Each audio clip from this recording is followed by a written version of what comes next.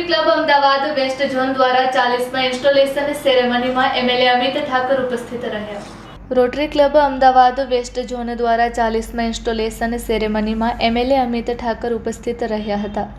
સાથે તેમને માનદ સભ્ય તરીકેની નિયુક્તિમાં નવા પ્રમુખે સંભાળ્યો કાર્યભાર. શહેરના સાયન્સ સિટી ખાતે આવેલા સિલ્વર રેડિયન્સ ખાતે ટીમ નિર્માણ અને rotary club Ahmedabad west zone દ્વારા 40મા ઇન્સ્ટોલેશન સેરેમનીનું આયોજન કરવામાં આવ્યું હતું. Rotary club Ahmedabad west zone દ્વારા યોજાયેલ આ સેરેમનીમાં વર્ષ 2026-27ના નવા પ્રેસિડેન્ટ તરીકે રોટેરિયન નીરવ જોશીએ કાર્યભાર સંભાળ્યો હતો. ત્યારે 2026-27ના નવા સેક્રેટરી અને બોર્ડ ઓફ ડિરેક્ટર્સ તરીકે રોટેરિયન પ્રણવ શાહે કાર્યભાર સંભાળ્યો હતો.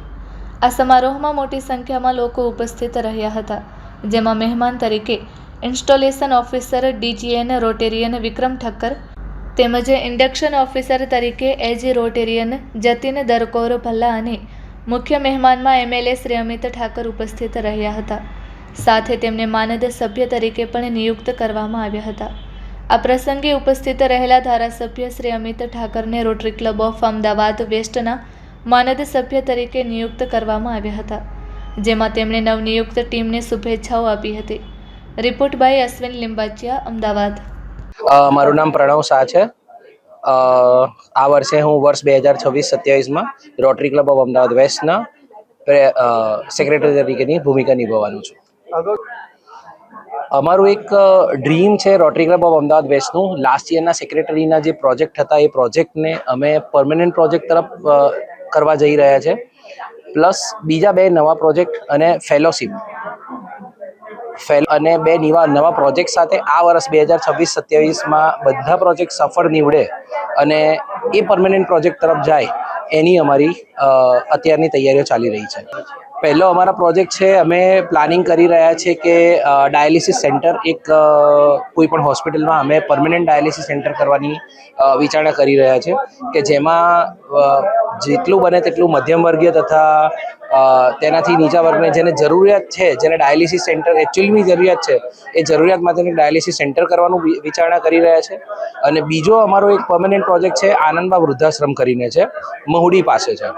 ત્યાંના વૃદ્ધો માટે અમે આ વખતનું એવું પ્લાનિંગ છે કે મિનિમમ 2 ઘર એ લોકોને કાયમી મળી રહે અને 15થી 20 વૃદ્ધો જે અત્યારે ત્યાં નથી આવી શક્યા બિકોઝ ત્યાં જગ્યા નથી, તો એ જગ્યા એમને કાયમી મળે અને એમને કાયમી બધી સેવા મળે તે રીતના પ્રયત્ન અમે કરવા માટે જઈ રહ્યા છીએ.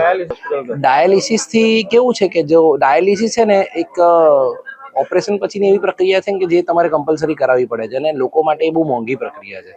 હવે પીએમ જય જે સ્કીમ છે એમાં ડાયાલિસિસના પર દર્દીને 1800 થી 1900 રૂપિયા આપવામાં આવે છે અને અમે જે ડાયાલિસિસ સેન્ટર કરવાનું વિચારણા કરી રહ્યા છે કે એમાં જોઈ રહ્યા છે એમાં પર દર્દીને ખર્ચો 1600 થી 1700 રૂપિયા જ આવશે, જેથી કરીને એ લોકો પીએમ જય યોજનાનો પણ ફાયદો લઈ શકે અને એ લોકોના ખિસ્સા ઉપર ભારણ ન આવે તેવું અમારું પ્લાનિંગ છે.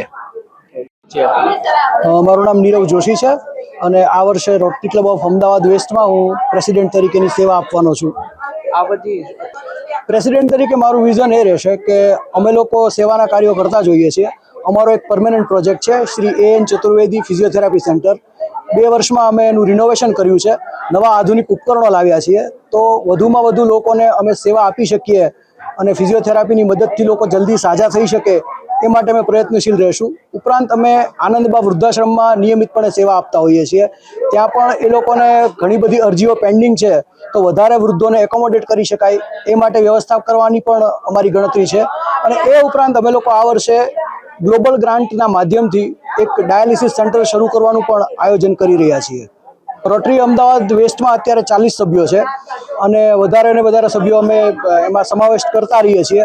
અને ફોર્ચ્યુનેટ વસ્તુ એ છે કે આ વર્ષથી અમને ગ્લોબલ ગ્રાન્ટ મળવાની શરૂ થાય છે, એટલે અમે ગ્લોબલ ગ્રાન્ટના માધ્યમથી વધારે ને વધારે ગરીબોની સેવા કરી શકીએ, શાળાઓમાં સેવા આપી શકીએ, નવા ગામડાઓ એડોપ્ટ કરી શકીએ અને ત્યાં પાણીની સુવિધાઓને એ બધું પહોંચાડી શકીએ.